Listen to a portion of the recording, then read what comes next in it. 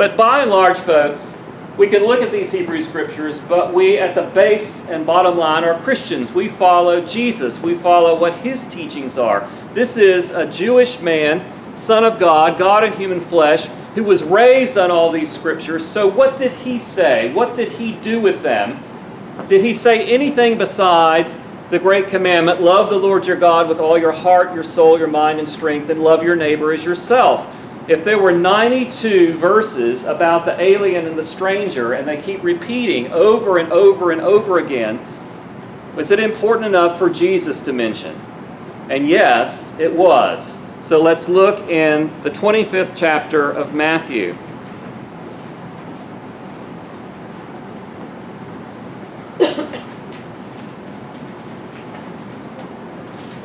Now, we talk at St. John's Church about one of our marks of mission being shine.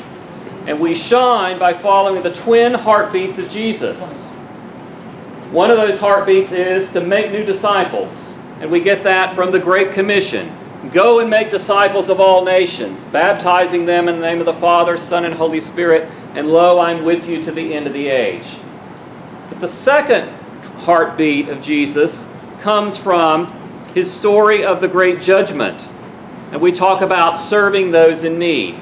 So we at St. John's have always talked about balancing evangelization, doing things that spread and help people deepen their knowledge of Jesus, as well as works of mercy, because we have to keep those in balance.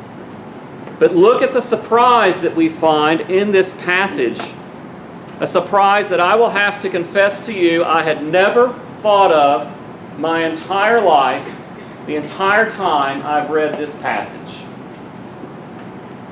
Starting with verse 31. When the Son of Man, this is Jesus speaking, when the Son of Man comes in His glory, and all the angels with Him, then He will sit on the throne of His glory, and all the nations will be gathered before Him, and He will separate one from another, as a shepherd separates sheep from the goats, and He will put the sheep on His right hand and the goats on His left. Then the King will say to those at His right hand, Come, you that are blessed by my Father, inherit the kingdom prepared for you from the foundation of the world. For I was hungry, and you gave me food. I was thirsty, and you gave me something to drink. I was a stranger. I was a ger, a xenos, and you welcomed me. I was naked, and you gave me clothing. I was sick, and you took care of me. I was in prison, and you visited me.